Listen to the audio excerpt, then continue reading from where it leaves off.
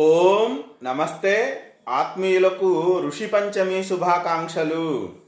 మనమందరం కూడా మన పూర్వులైన మహర్షులను తప్పనిసరిగా స్మరించాలా.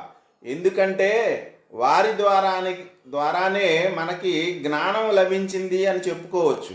ఎందుకు?